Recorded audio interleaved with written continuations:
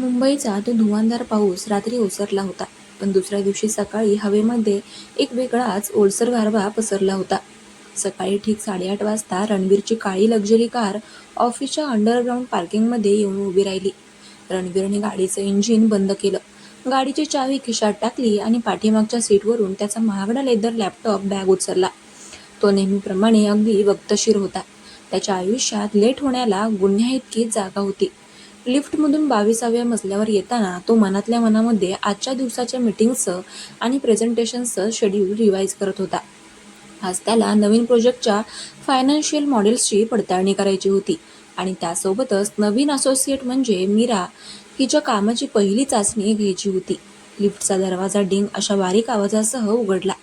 रणवीर बाहेर पडला आणि मुख्य ऑफिसच्या दिशेने चालू लागला. सकाळी 9च्या आधी कॉर्पोरेट ऑफिसमध्ये बऱ्यापैकी शांतता असते.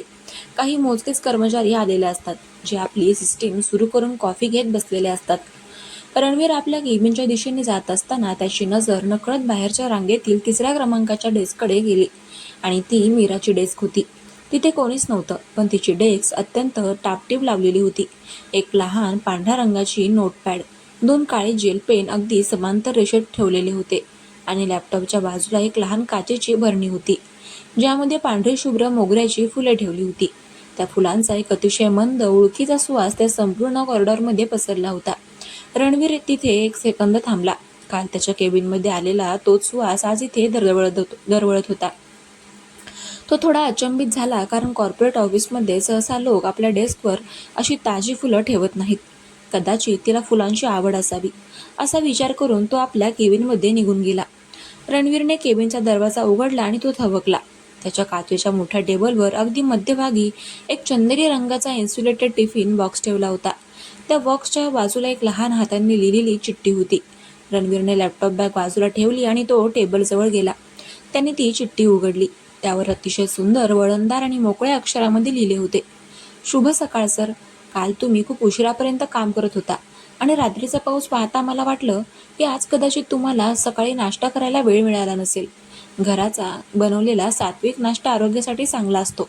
आय होप तुम्हाला आवडेल. मीरा. रणवीरने ती चिठ्ठी 2-3दा वाचली. त्याच्या कपाळावर आठ्या पडल्या. हे खूपच अनपेक्षित आणि वैयक्तिक होतं. कॉर्पोरेट कल्चरमध्ये एखादी नवीन आलेली ज्युनियर कर्मचारी आपल्या सिनियर बॉससाठी दुसऱ्याच दिवशी घरून नाश्ता घेऊन येते, हे थोडं विचित्र होतं. रणवीरला कोणीतरी त्याच्या खाजगी आयुष्यामध्ये किंवा त्याच्या कम्फर्ट झोनमध्ये परवानगीशिवाय प्रवेश करते असं वाटलं. तो चिठ्ठी घेऊन केबिनच्या बाहेर आला. त्याचा चेहरा नेहमीपेक्षा जास्त गंभीर झाला होता. तो थेट मीराच्या डेस्ककडे गेला, पण ती अजूनही तिथे नव्हती. त्याने बाजूला डेस्कवर बसलेल्या रोहनला विचारले, रोहन, मीरा कुठे आहे? आली नाही का अजून? रोहनने आपल्या कानातले हेडफोन काढले आणि म्हणाला, गुड मॉर्निंग सर. मीरा सकाळी 8 वाजताच आली होती. तिने तिची सिस्टीम लॉग इन केली आणि ती म्हणाली की ती लायब्ररी किंवा सर्व्हर रूममध्ये काहीतरी रेकॉर्ड्स चेक करायला जात आहे. काही काम होतं का सर? नाही, काही नाही. रणवीर एवढंच म्हणाला आणि मागे वळला. तो पुन्हा आपल्या केबिनमध्ये आला. टेबलवर ठेवलेल्या त्या टिफिन बॉक्सकडे त्याने पाहिले. त्याला तो बॉक्स उघडून बघायची अजिबात इच्छा नव्हती. त्याला अशा गोष्टींची सवयच नव्हती. तो एक प्रॅक्टिकल माणूस होता आणि ऑफिसमध्ये फक्त काम आणि कामाशी संबंधित नाती त्याला मान्य होती. त्याने फोन उचलला आणि मीराच्या नंबरवर डायल केला. 2 रिंग्स केल्या आणि पलीकडून मीराचा तोच अत्यंत शांत आणि मऊ आवाज आला, गुड मॉर्निंग सर. बोला. मीरा, कुठे आहेस तू? माझ्या केबिनमध्ये ये आत्ता. रणवीरचा आवाज कठोर होता. हो सर, आलेच. तिने उत्तर दिले आणि फोन कट झाला. अगदी एका मिनिटाच्या आतच केबिनच्या काचेवर हलकी टॅप झाली. मीरा आतमध्ये आली. आज तिने एक फिक्कट गुलाबी रंगाचा फॉर्मल शर्ट आणि काळी जीन्स घातली होती. तिचे केस नेहमीप्रमाणेच मोकळे होते आणि तिच्या चेहऱ्यावर कालसारखीच एक अनाकलनीय शांतता होती. ती रणवीरच्या समोर येऊन उभी राहिली. रणवीरने टेबलवर ठेवलेल्या टिफिन बॉक्सकडे बोट दाखवले. मीरा, हे काय आहे? मीराने त्या बॉक्सकडे पाहिले आणि नंतर रणवीरच्या डोळ्यांमध्ये पाहिले.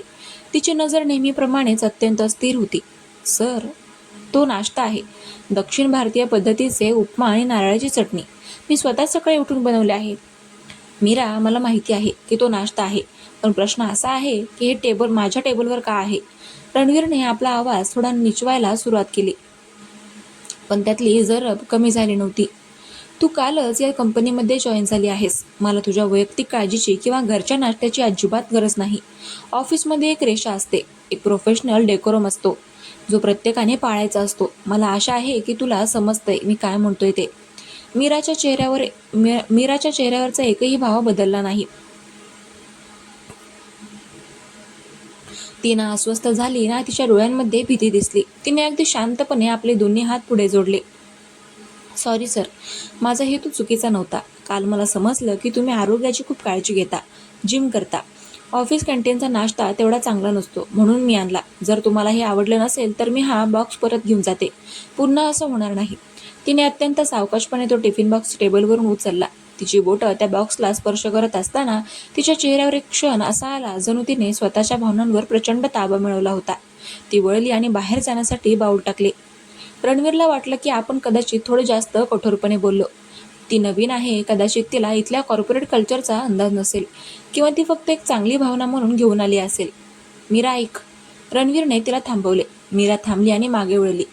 माझा उद्देश तुला दुखावण्याचा नव्हता, पण मला ऑफिसमध्ये काम आणि वैयक्तिक आयुष्य वेगळं ठेवायला आवडतं. सो प्लीज माइंड करू नको. आजच्या प्रोजेक्टच्या फाईल्स तयार आहेत का तुझ्या? रणवीरने विषय बदलण्याचा प्रयत्न केला. मीराच्या ओठांवर पुन्हा तेच लहान गूढ हसू उमटले. हो सर, मी सर्व्हरवरून गेल्या 3 वर्षांचा डेटा काढून त्याचा एक सविस्तर रिपोर्ट तयार केला आहे. मी तुमच्या मेलवर पाठवला आहे. तुम्ही चेक करू शकता. ग्रेट, मी चेक करतो आणि तुला दुपारी मीटिंगसाठी बोलावतो, रणवीर म्हणाला. मीरा केबिनमधून बाहेर निघून गेली. रणवीरने आपल्या लॅपटॉपवर तिचा आलेला मेल ओपन केला. त्याने जेव्हा तो रिपोर्ट उघडला तेव्हा त्याचे डोळे विस्फारले. तो रिपोर्ट इतका परफेक्ट, सविस्तर आणि अचूक होता की एखादा 5 वर्षांचा अनुभव असलेल्या सिनियर ॲनालिस्टलाही तसा रिपोर्ट बनवायला 2 दिवस लागले असते. मीराने तो अवघ्या काही तासांमध्ये तयार केला होता. प्रत्येक चार्ट, प्रत्येक आलेख आणि फायनान्शियल प्रेडिक्शन्स एकदम अचूक होते. रणवीर तिच्या कामाच्या क्षमतेवर प्रचंड इम्प्रेस झाला होता. त्याच्या मनातला मघाचा राग आता पूर्णपणे निघून गेला होता. दुपारचे 1 वाजले होते. ऑफिसमध्ये लंच टाईम सुरू झाला होता. कर्मचारी आपापले डबे घेऊन कॅन्टीनच्या दिशेने जात होते. रणवीरने लॅपटॉप बंद केला. त्याला मगाच्या रिपोर्टबद्दल मीराशी चर्चा करायची होती. तो केबिन बाहेर आला आणि मीराच्या डेस्ककडे गेला. मीरा तिथेच बसून होती. तिच्यासमोर तोच तिचा चंदेरी टिफिन बॉक्स उघडून ठेवलेला होता. ती अगदी हळूहळू एक एक घास खात होती. तिच्या खाण्याच्या पद्धतीमध्येही एक कमालीची शिस्त आणि संतपणा होता. ती संपूर्ण जगामध्ये एकटीच असल्यासारखी शांतपणे खात होती. मीरा, रणवीरने हाक मारली. मीराने वर पाहिले. रणवीरला पाहून ती लगेच उठून उभी राहिली. हो सर. बस नाश्ता लंच करून घ्या आधी, रणवीर म्हणाला. तुझा रिपोर्ट मी पाहिला. अप्रतिम काम केलं आहेस. इतक्या कमी वेळेत तेवढा परफेक्ट डेटा गोळा करणे सोपे नाही. I am really impress. मीराच्या डोळ्यांमध्ये एक वेगळी चमक आली. तिचे पाणीदार डोळे क्षणभर मोठे झाले. Thank you sir. तुमच्याकडून ही पावती मिळणे माझ्यासाठी खूप महत्त्वाचं आहे. तुम्ही जर आनंदी असाल तर माझ्या कष्टाचं सार्थक झालं. रणवीरला तिचे शब्द पुन्हा थोडे जास्त वजनाचे वाटले, पण त्याने त्याकडे दुर्लक्ष केले. लंच झाल्यावर माझ्या केबिनमध्ये आपण क्लायंट प्रेझेंटेशनच्या पुढील स्ट्रॅटेजीवर काम करू. हो सर, मी 5 मिनिटात येते, मीरा म्हणाली. रणवीर तिथून निघून गेला. मीराने तिच्या डब्याकडे पाहिले. तिने चमचा बाजूला ठेवला. आता तिची भूक पूर्णपणे भागली होती. रणवीरने तिच्या कामाचं कौतुक केले होते आणि हेच तिच्यासाठी सर्वात मोठं मद्य होतं. तिने आपला डबा बंद केला. पर्समधून तिची 30 छोटी डायरी काढली आणि त्यावर आजची तारीख लिहून फक्त एकच वाक्य लिहिले. 14 जुलै 2026. आज त्यांनी माझ्या कामाचं कौतुक केलं. त्यांच्या चेहऱ्यावरचं ते समाधान पाहून मला जाणीव झाली की मी जे काही करते ते अगदी योग्य आहे. ते माझ्या जवळ येत आहेत, हळूहळू, अगदी माझ्या अपेक्षेप्रमाणे. डायरी बंद करून तिने आपल्या बॅगेमध्ये ठेवली आणि ती रणवीरच्या केबिनच्या दिशेने चालू लागली. पुढचे 3 तास ते दोघे रणवीरच्या केबिनमध्ये एकत्र काम करत होते. टेबलवर वेगवेगळ्या फाईल्स पसरल्या होत्या.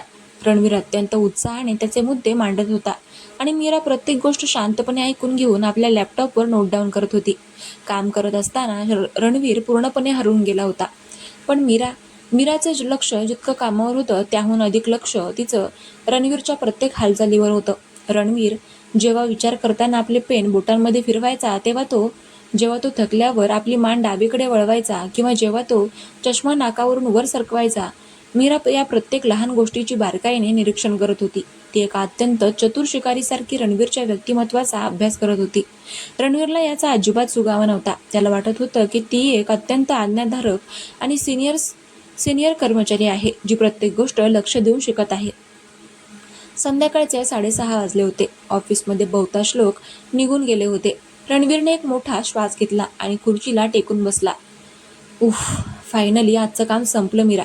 आपण खूप चांगला प्रोग्रेस केलाय आज. या नवीन प्रोजेक्टचं टेंडर आपल्यालाच मिळणार यात शंका नाही.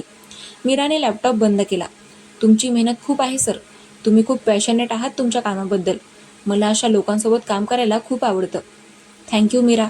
खरं तर आज तुम्ही खूप मदत केलीत, रणवीर म्हणाला. तो आज पहिल्यांदाच मीरासमोर इतका मोकळा झाला होता. चल निघूया आता, खूप उशीर झालाय.